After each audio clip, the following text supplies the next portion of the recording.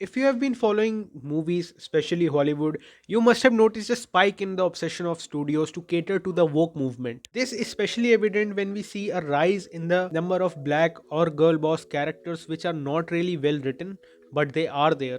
Or remaking an animated film into live action and casting an actor of minority in what can be said as a traditionally white role. People all over YouTube have given their 2 cents about the situation, but I have noticed something very interesting. In the first half of this video, we will be discussing why female characters and black characters in modern movies are not really well loved. And in the second part of this video, we will take a look at Quentin Tarantino's filmography and we'll see how Tarantino gave us strong female characters and strong black characters without forcing a narrative down our throats.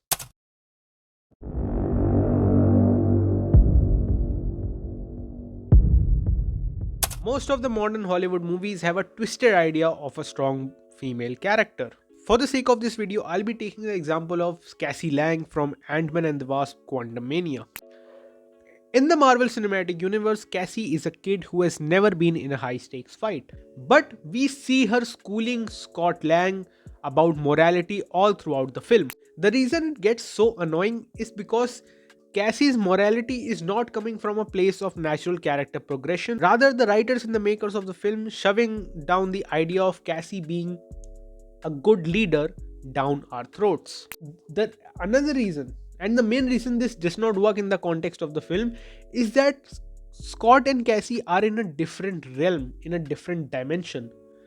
They have no idea about this place or the people that inhabit this place. Their first instinct should be their own survival. But Cassie, as we see throughout the film, constantly belittles Scott for not being empathetic towards the people of the quantum realm. Stuff like this is pretty common in modern movies. Girl boss characters belittling the male characters that we have been following for a very long time. Another major problem with the modern movies is race swapping or gender swapping an old character in a remake. Keeping the narrative of "you can't do this the other way around" aside, it's very disrespectful to the community that is being represented, as it implies that Hollywood has no place for original new black characters or girl characters. There has to be an existing IP for a black character to work. That's disrespectful. And this is where Quentin Tarantino comes into the picture.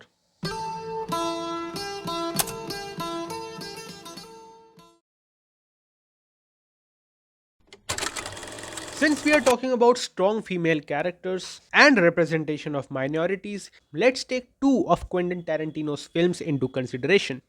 First is Kill Bill and second is Django Unchained. Speaking of Kill Bill, it's a two-part revenge saga with a strong female character at the center of it. The reason this film needs to be discussed in the modern times is because it tells a compelling story with some badass characters, both male and female, without making any gender ideology or political statement the center of the audience's attention. Django Unchained presents one of the most badass characters in cinema without making it seem forced or unnecessary. The environment of the film, the time period it's set in, the characters, and the dialogues that Quentin Tarantino wrote, everything serves a purpose in that film. The reason I think Quentin Tarantino is able to do this is that he does not sit down with the mindset of writing a strong female character or a badass black character. Maybe he just thinks of a character, he thinks of a story, writes those characters, gives them human traits and flaws and struggles to overcome, and makes them borderline horrible people.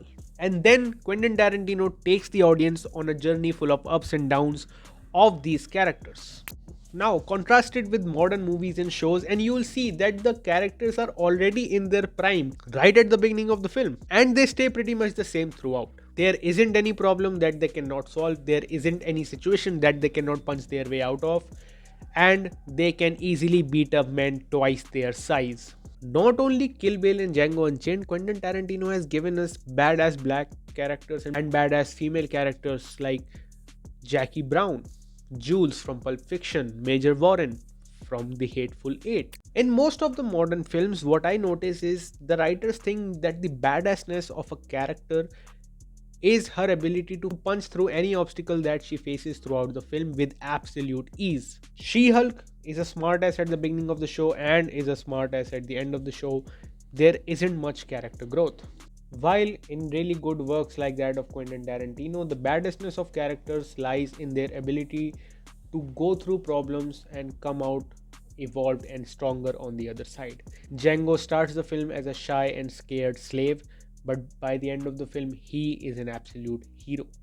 While the modern movies are hell bent on destroying the femininity of female characters, the same femininity and maternal instincts of the bride from Kill Bill is what makes her a legendary character. Other than Quentin Tarantino, the first two Terminator movies, directed by James Cameron, show us the character journey of Sarah Connor, the maternal instincts of whom make her one of the most badass women of the 90s cinema. This is what happens when the writers and the directors of the film stay true to the character and the story and not to his or her half baked understanding of a very powerful movement that has turned pretty toxic.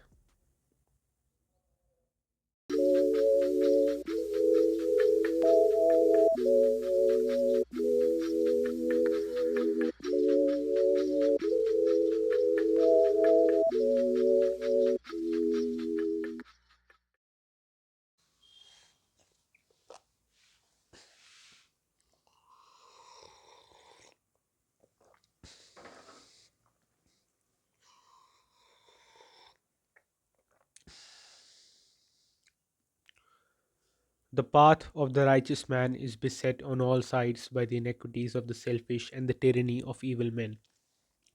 Blessed is he who, in the name of charity and goodwill, shepherds the weak through the valley of darkness, for he is truly his brother's keeper and the finder of lost children.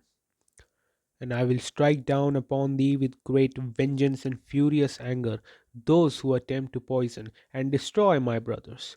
And you will know my name is the Lord when I lay my vengeance upon thee.